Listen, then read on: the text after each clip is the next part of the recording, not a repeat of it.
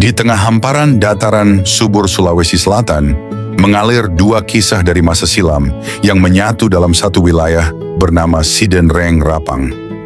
Wilayah ini, yang kini menjadi bagian penting dalam peta budaya dan sejarah Bugis, berasal dari dua kerajaan kembar yang hidup berdampingan selama berabad-abad, Kerajaan Sidenreng dan Kerajaan Rapang.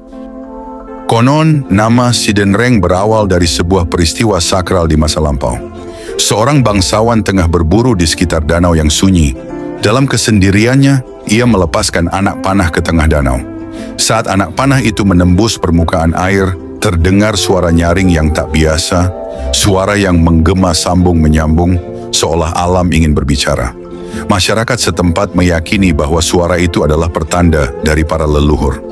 Mereka menyebut tempat itu Sidenreng, yang dalam bahasa Bugis berarti bunyi yang berdentang dan bergetar sambung menyambung. Sejak saat itu, wilayah tersebut dipandang sakral dan menjadi pusat pemerintahan dan kebudayaan masyarakat Bugis di sekitarnya. Sementara itu, di hilir sungai yang sama, tumbuh sebuah pemukiman yang menjadi cikal bakal Kerajaan Rapang. Nama Rapang sendiri berasal dari kisah rakyat yang turun-temurun. Suatu ketika, rakit seorang pelaut patah diterjang arus sungai. Ia membawa rakit itu merapat ke tepian dan memperbaikinya dengan sambungan kayu. Aksi merapat ini dalam bahasa Bugis disebut rapeng. Sejak saat itu, tempat tersebut dikenal sebagai tempat bersandar, bukan hanya bagi rakit kayu, tetapi juga bagi harapan dan kehidupan. Nama Rapang pun melekat sebagai simbol perbaikan, kebersamaan, dan kelangsungan hidup. Selama berabad-abad, Sidenreng dan Rapang hidup sebagai kerajaan yang berdampingan.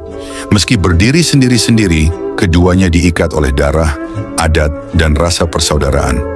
Para raja dan bangsawan dari kedua kerajaan kerap menjalin pernikahan politik, memperkuat tali kekerabatan yang sudah terjalin sejak nenek moyang mereka. Memasuki abad ke-20, ketika gelombang perubahan melanda seluruh Nusantara dan Republik Indonesia berdiri, Sidenreng dan Rapang menghadapi tantangan baru. Dalam semangat persatuan dan demi efisiensi pemerintahan, kedua wilayah akhirnya disatukan menjadi satu kabupaten administratif, Kabupaten Sidenreng Rapang, melalui Undang-Undang Nomor 29 Tahun 1959. Penggabungan ini bukan sekadar keputusan administratif, melainkan cermin dari sejarah panjang persaudaraan dua kerajaan yang telah berjalan seiring sejak zaman dahulu. Kini, Sidenreng Rapang bukan hanya nama di atas peta, tetapi jejak dari dua peradaban lokal yang pernah bersinar, menyatu dalam semangat sejarah, adat, dan kebanggaan Bugis yang tak lekang oleh waktu. Sebagaimana disebutkan sebelumnya, di jantung semenanjung Sulawesi Selatan, berdirilah dua kerajaan besar yang menjadi tonggak penting dalam sejarah peradaban Bugis, Kerajaan Sidenreng dan Kerajaan Rapang. Kerajaan Sidenreng dan Rapang merupakan dua kerajaan kembar di wilayah Sulawesi Selatan yang memiliki akar sejarah dan budaya yang dalam. Keduanya lahir dari satu rumpun masyarakat yang sama, terikat oleh pertalian darah, adat, dan kepercayaan terhadap nilai-nilai luhur Bugis. Asal-usul kedua kerajaan ini tidak dapat dipisahkan dari mitos penciptaan yang diyakini oleh masyarakat Bugis, yakni tentang tokoh Tomanurung, sosok setengah ilahi yang diturunkan dari langit untuk memimpin manusia dan membawa peradaban. Kedua kerajaan ini tidak hanya memainkan peran dalam bidang politik dan ekonomi, tetapi juga menjadi pusat kebudayaan, spiritualitas, dan teknologi tradisional. Bersama Sawito, Supa, dan Alita, mereka membentuk poros kekuatan Ajatapareng, sebuah persekutuan politik dan militer yang lahir pada abad ke-15 sebagai respons terhadap dominasi Kerajaan Luwu. Menurut riwayat lisan yang diwariskan secara turun-temurun, Kerajaan Sidenreng diperkirakan berdiri sekitar tahun 1344, menjadikannya salah satu kerajaan tua di Sulawesi Selatan. Ia tumbuh dalam komunitas Bugis yang berpijak pada sistem ade atau adat, dengan masyarakat yang dikenal sebagai petani ulung, unggul dalam sistem irigasi tradisional. Sidenreng juga menjalin hubungan erat dengan kerajaan-kerajaan tetangga, seperti Rapang, Bone, dan Supa, baik melalui aliansi politik maupun ikatan pernikahan bangsawan. Tak lama berselang, sekitar abad ke-15, muncul kerajaan Rapang di hilir Sungai Sadang. Berkat tanahnya yang subur, Rapang segera berkembang sebagai kerajaan agraris dan sentra produksi beras terbesar di wilayah tersebut. Kerajaan ini dipimpin oleh raja bergelar Arung Rapang. Salah satunya adalah Lapakalongi, dan wilayahnya meliputi daerah seperti Kulo, Benteng, Baranti, Panrong, dan Manisa. Dalam struktur Ajatapareng, Sidenreng dan Rapang disebut sebagai dua saudara kembar dengan ikatan yang diabadikan dalam sumpah. Jika Sidenreng mati di pagi hari, maka Rapang akan menyusul di sore hari. Meskipun berbeda dalam sistem pemerintahan, Sidenreng dengan asas Masorong Pawo mengalir dari atas, Rapang dengan asas mengembang dari bawah. Keduanya bersatu dalam semangat solidaritas. Sekitar abad ke-16, wilayah Sidenreng menjadi pusat perdagangan aktif. Manuel Pinto, penjelajah Portugis, mencatat bahwa Sidenreng dihuni sekitar 300.000 jiwa dan memiliki danau besar yang dapat dilayari. Sementara itu, catatan James Crawford pada 1828 menyoroti peran Sidenreng dalam jaringan perdagangan pesisir melalui Sungai Cenrana. Sidenreng dan Rapang menjadi poros penting dalam arus barang dan budaya di Sulawesi Selatan. Memasuki abad ke-16, gelombang Islamisasi mulai memasuki wilayah Ajatapareng, dibawa oleh pedagang dan ulama dari Sumatera, Jawa, dan pesisir barat Sulawesi. Baik Sidenreng maupun Rapang menerima pengaruh Islam secara bertahap. Ritual keagamaan baru berpadu dengan adat Bugis, menciptakan tradisi unik seperti Mapan Reteme dan Yepeng, seni tari dan musik bernafaskan Arab Bugis. Hukum Islam mulai berdampingan dengan hukum adat. Seiring berkembangnya VOC dan kemudian pemerintah Hindia Belanda pada abad ke-17 hingga ke-19, kedua kerajaan ini mulai menghadapi tekanan kolonial. Belanda memanfaatkan konflik lokal untuk memperluas kekuasaan. Pada akhir abad ke-19, Sidenreng dan Rapang menghadapi serangan dari Letkol Benekom dan Residen Broekman. Setelah perlawanan sengit, keduanya akhirnya takluk pada tahun 1905 dan wilayah mereka diubah menjadi distrik dalam Afdeling Parepare. Pada tahun 1889, kedua kerajaan sempat dipimpin oleh satu tokoh, La Panguri Seng Sultan Muh Ali, Adatuang Sidenreng ke-10 dan Arung Rapang ke-19. Putranya Lasadapoto meneruskan kepemimpinan ganda itu. Namun status politik kerajaan berubah pada tahun 1917 ketika keduanya digabung menjadi Onderafdeling Sidenreng Rapang, bagian dari Afdeling Ajatapareng dalam sistem pemerintahan kolonial. Pada masa pemerintahan kolonial Hindia Belanda, wilayah Sidenreng dan Rapang yang sebelumnya berdiri sebagai dua kerajaan merdeka mulai mengalami perubahan mendasar dalam tatanan politik dan sosialnya. Kedua kerajaan ini memiliki peran penting dalam peta kekuasaan di Sulawesi Selatan dan dipimpin oleh satu tokoh yang sangat berpengaruh.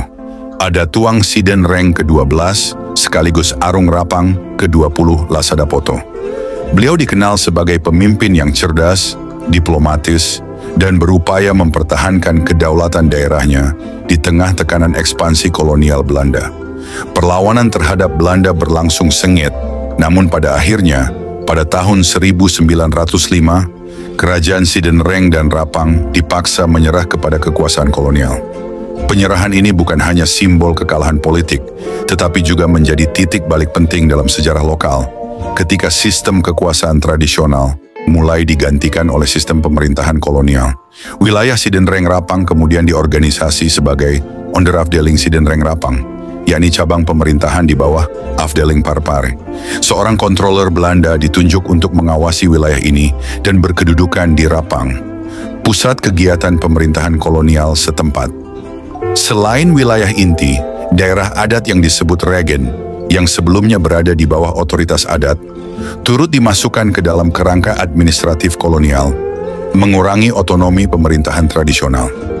Meskipun kekuasaan raja dan bangsawan mulai terpinggirkan, budaya lokal tetap hidup melalui adat istiadat, bahasa, dan kesenian. Tradisi seperti mapalili, ritual tanam padi, musik dan tarian daerah, serta sistem hukum adat masih dijalankan oleh masyarakat sebagai bentuk perlawanan kultural yang halus terhadap hegemoni kolonial. Kedudukan adat Tuang dan Arong tetap dihormati sebagai simbol identitas budaya, meski tidak lagi memiliki kuasa penuh secara administratif.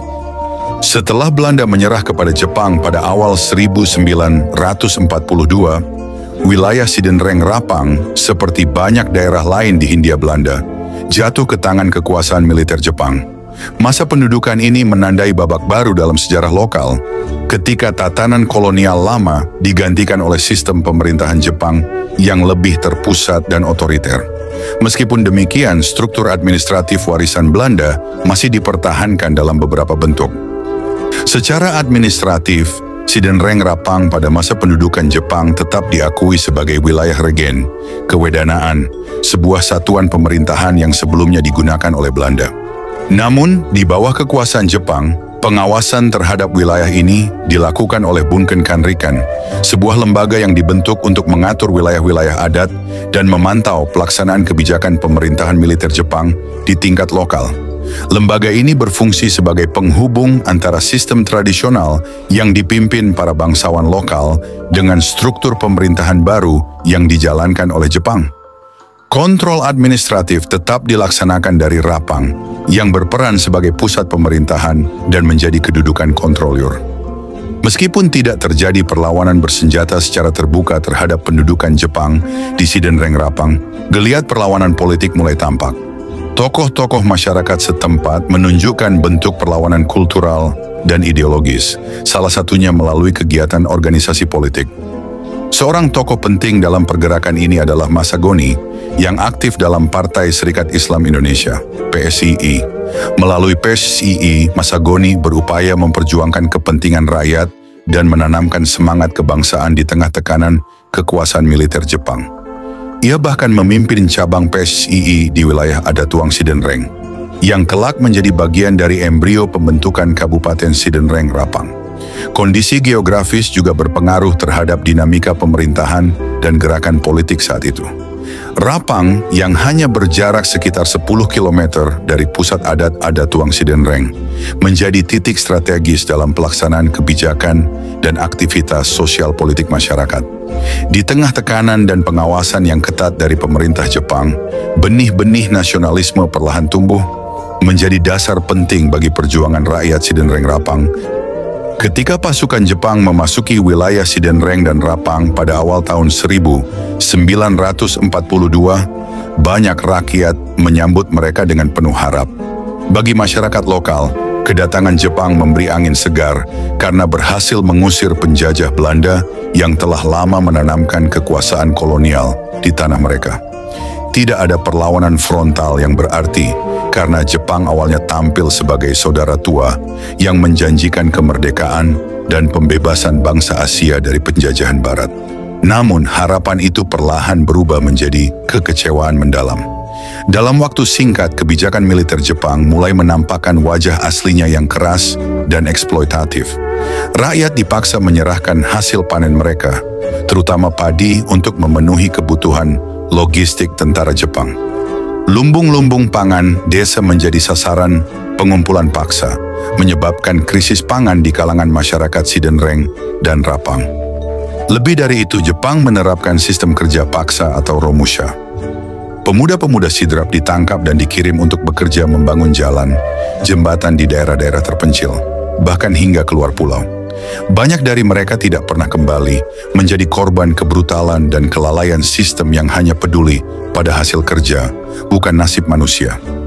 Dalam bidang sosial dan budaya, Jepang pun mencoba menghapus jejak kebudayaan lokal dan menggantikannya dengan nilai-nilai kekaisaran.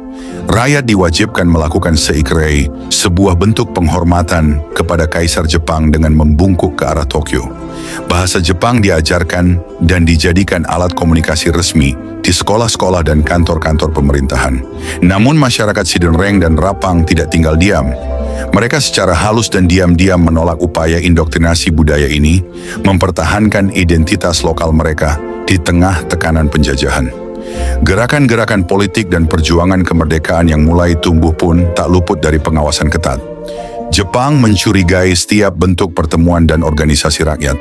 Pemimpin lokal yang dianggap berbahaya segera ditangkap atau dipaksa tunduk. Rakyat hidup dalam ketakutan, sementara semangat untuk merdeka terus bergelora di bawah permukaan. Pendudukan Jepang di Sidenreng dan Rapang menjadi masa penuh penderitaan dan kehilangan. Namun dari penindasan itulah tumbuh kesadaran kolektif tentang pentingnya kemerdekaan sejati. Kemerdekaan yang bukan hanya mengganti bendera penjajah, tetapi juga membebaskan rakyat dari segala bentuk penindasan dan eksploitasi. Ketika Indonesia memproklamasikan kemerdekaannya pada 17 Agustus 1945, kabar itu disambut penuh haru dan semangat oleh rakyat Sidenreng Rapang. Namun, kegembiraan itu tak berlangsung lama. Belanda, dengan menumpang kekuatan sekutu, kembali menunjukkan niat untuk menjajah Indonesia. Menyadari ancaman yang nyata ini, para pemuda Sidrap segera merapatkan barisan. Dari semangat itulah lahir sebuah badan perjuangan rakyat yang dikenal dengan nama Ganggawa. Gagasan pendirian Ganggawa bermula dari sebuah pertemuan penting yang berlangsung di atas Bukit Bendoro, sekitar 8 km dari kota Pangkajene Sidenreng. Dalam pertemuan itu dibahas inspirasi perjuangan dari 3 pahlawan Bugis yang pernah melawan penjajahan Belanda di Sulawesi Selatan. Lanoni dari Teling Telang, Lasinrang dari Sawito, dan Peta Ponggawai dari Bone. Dari ketiganya, nama Peta Ponggawai dipilih sebagai simbol semangat perlawanan. Nama ini kemudian dimodifikasi menjadi Ganggawa, yang diresmikan sebagai nama resmi Laskar pada tanggal 20 November 1945. Kepemimpinan Laskar dipercayakan kepada tokoh muda karismatik, Andi Chami. Dengan cepat, Laskar Ganggawa menyiapkan strategi perjuangan. Jalan gerilya dipilih sebagai taktik utama untuk melawan dominasi militer Belanda yang lebih kuat dalam hal persenjataan. Dalam perjalanannya ke wilayah Latapareng, Andi Chami mendapatkan kabar bahwa 2 tokoh penting, Sulewatang Pogi dari Wajo dan Andi Sapadawata, tengah mencari kontak dengannya. Keduanya diketahui memiliki senjata api dan mendukung Republik. Andi Chami pun menuju Wetei untuk menjalin aliansi dengan mereka. Dalam waktu singkat, wilayah operasi Ganggawa meluas dari Sidrap ke berbagai daerah strategis lainnya, termasuk Parepare, Supa, Alita, Karyango, Bone, Sopeng, Wajo, Pinrang, Enrekang, hingga Mandar. Pemuda-pemuda seperti Usman Balo, Lamunta, dan Baco Mustika bergabung dengan semangat tinggi. Sebagian bergerak di lapangan terbuka, sementara lainnya menjalankan perlawanan secara sembunyi-sembunyi, menjalin komunikasi dengan jaringan perjuangan di Makassar, Parepare, bahkan hingga ke pemerintahan Republik di Jawa. Andi Chami tidak sendiri. Ia didampingi oleh rekan-rekannya yang setia seperti Lama Garibi, Labenga, dan Andi Nohong. Mereka membangun kekuatan dalam kesunyian, di tengah tekanan dan ancaman dari militer Belanda yang ingin menghancurkan setiap jejak perlawanan. Namun perjuangan ini berakhir tragis. Pasukan Belanda yang bermarkas di Rapang berhasil melacak keberadaan mereka. Tragisnya, informasi keberadaan para pejuang bocor dari lingkaran keluarga sendiri. Puang Runa, paman kandung Andi Chami, yang dipenuhi dendam akibat dugaan keterlibatan keponakannya dalam peristiwa perampokan, melaporkan adanya pertemuan rahasia di Karawali. Informasi itu segera dieksekusi Belanda. 3 jeep militer mendatangi desa dan langsung memberondongkan peluru tanpa peringatan. Dalam serangan brutal itu, Andi Chami terkena tembakan di paha kirinya. Ia masih sempat melarikan diri dan bersembunyi di lubang sawah. Namun naas ketika tertangkap, ia menyangkal identitasnya. Tentara Belanda yang tidak mengenalnya bertanya keras, "Mana Hamidong? Kamu Hamidong ya?" Tetapi konon, beberapa jam kemudian, Puang Runa datang dan mengonfirmasi bahwa pria itu adalah keponakannya sendiri, Hamidong alias Andi Chami. Dengan keji, Andi Chami diseret dan dilempar ke bawah mesin jeep. Ia dibawa ke markas Belanda yang terletak di bekas RSUD Arifin, Numang, Rapang. Di sana ia disiksa secara brutal sebelum akhirnya dieksekusi dengan tembakan jarak dekat ke pelipis kepalanya. Kisah ini mencatat luka yang dalam sejarah perjuangan Sidrap. Pengkhianatan, kekejaman, dan pengorbanan menyatu dalam satu episode kelam. Namun di balik derita itu, keberanian Andi Chami dan Laskar Ganggawa tetap hidup sebagai simbol kegigihan anak negeri dalam menuntut kemerdekaan sejati. Kini, monumen di Carawali berdiri sebagai saksi bisu atas keberanian itu, mengingatkan kita semua bahwa kemerdekaan dibayar dengan darah, nyawa, dan tekad tak tergoyahkan. Konferensi Meja Bundar KMB pada tahun 1949 menjadi titik balik penting dalam sejarah Indonesia. Melalui perundingan ini, Belanda akhirnya mengakui kedaulatan Indonesia, meskipun dalam bentuk negara federal bernama Republik Indonesia Serikat, RIS. Namun semangat persatuan bangsa tak terbendung. Hanya setahun berselang, Presiden Soekarno secara resmi membubarkan RIS dan mengukuhkan berdirinya Negara Kesatuan Republik Indonesia, NKRI. Semangat unitarisme dan modernisasi pemerintahan pun merambah hingga ke pelosok Nusantara. Pada awal dekade 1950-an, sistem pemerintahan tradisional seperti kerajaan atau swapraja secara bertahap dihapuskan. Wilayah-wilayah bekas kerajaan dilebur ke dalam struktur administrasi republik yang modern. Di tengah gelombang perubahan ini, Sidenreng dan Rapang, dua kerajaan tua di kawasan Ajatapareng, mengalami transformasi besar. Pembentukan Kabupaten Sidenreng Rapang sebagai daerah otonom ditandai dengan penunjukan bupati pertamanya melalui keputusan Menteri Dalam Negeri Republik Indonesia tanggal 28 Januari 1960. Dalam keputusan tersebut, Andi Sapadama Pangile ditetapkan sebagai Bupati Kepala Daerah tingkat 2 Sidenreng Rapang yang pertama. Sebagai tindak lanjut dari keputusan tersebut, pada tanggal 18 Februari 1960, Andi Sapadama Pangile secara resmi dilantik oleh Gubernur Kepala Daerah tingkat 1 Sulawesi Selatan. Pelantikan ini menjadi tonggak awal berdirinya pemerintahan daerah Kabupaten Sidenreng Rapang secara resmi. Dengan demikian, tanggal 18 Februari 1960 ditetapkan sebagai hari jadi Kabupaten Sidenreng Rapang, yang setiap tahunnya diperingati sebagai momentum sejarah lahirnya pemerintahan daerah dan awal perjalanan pembangunan di wilayah ini. Namun masa transisi menuju Republik tidak berlangsung tanpa gejolak. Rakyat Sidenreng Rapang segera menghadapi ancaman baru, bukan dari kekuatan asing, melainkan dari dalam negeri sendiri. Pemberontakan Darul Islam Tentara Islam Indonesia, DITII, yang dipimpin Kahar Muzakar di Sulawesi Selatan, mengguncang stabilitas wilayah.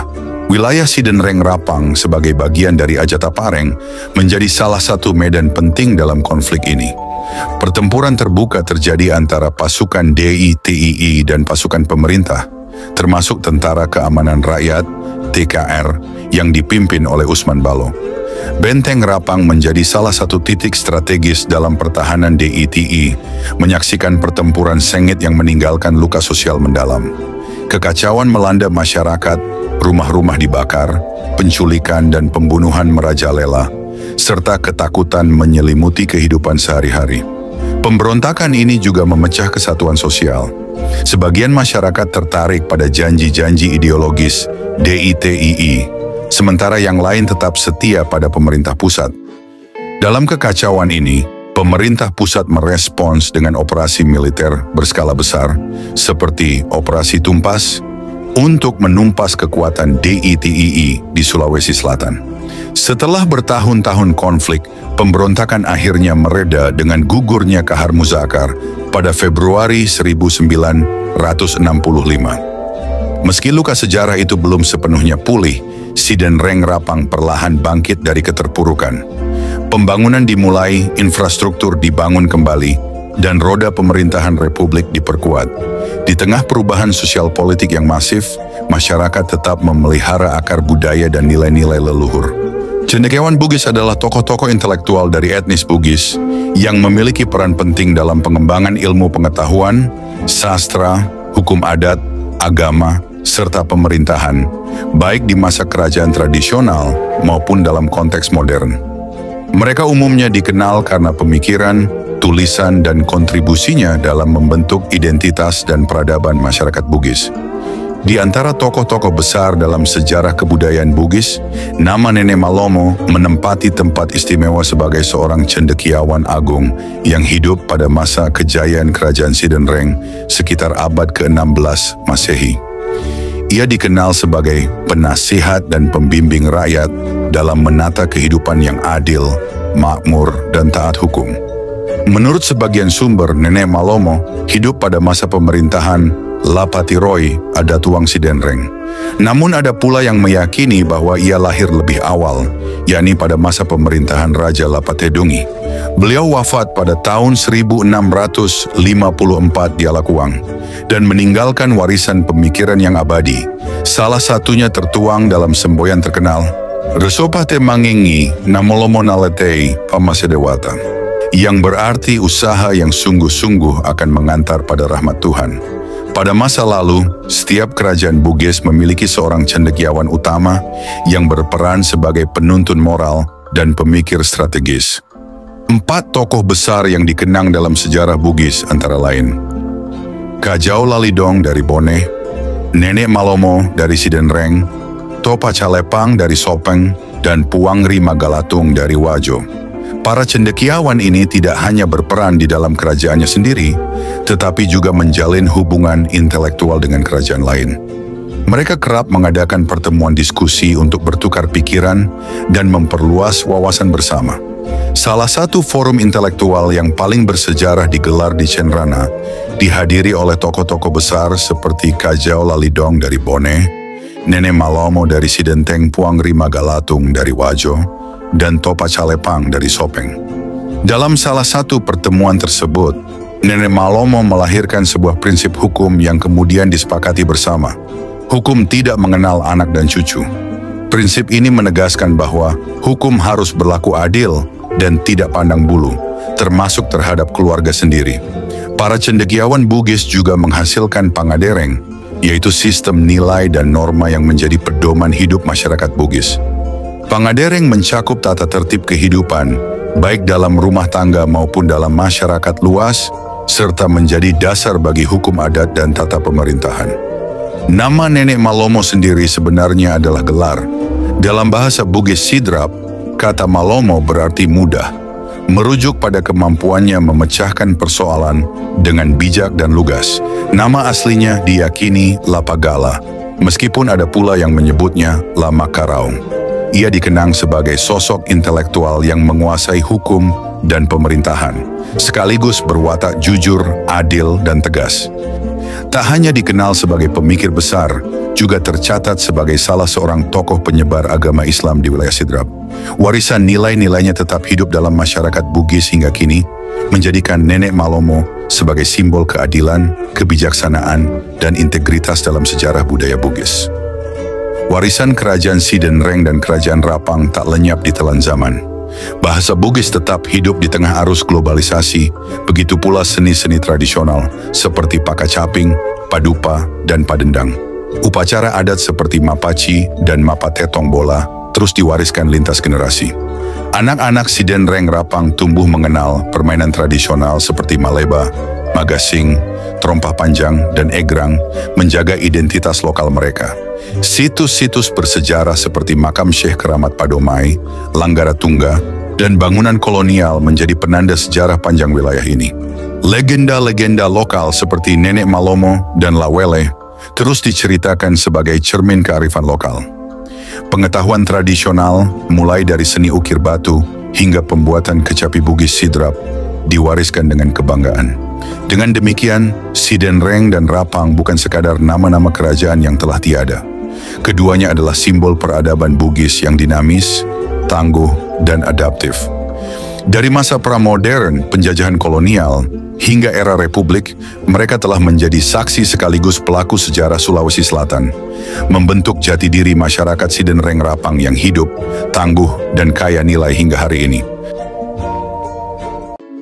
Di tengah jantung Sulawesi Selatan, di antara lekuk danau dan arus sungai Sadang, tersebutlah dua kerajaan Bugis, Sidenreng dan Rapang. Mereka tumbuh berdampingan seperti dua anak sulung yang lahir dari rahim yang sama. Tanah Bugis yang agung, Sidenreng sang penjaga danau dan daratan, lahir dari kebijaksanaan, menjadi pusat pertanian, peradaban, dan persatuan. Rapang sang pelintas sungai, teguh dalam diplomasi dan seni bertahan. Dari tanahnya, pemimpin dan penyair tumbuh bersama. Dahulu keduanya berdiri sendiri, tapi tak pernah benar-benar terpisah.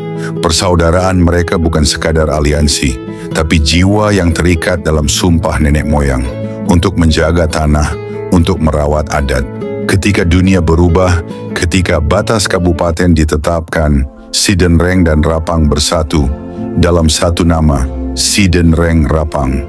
Kini warisan dua kerajaan itu hidup dalam tawa anak-anak di sekolah, dalam doa petani di pematang sawah, dalam irama gendrang dan kisah yang dituturkan para tetua.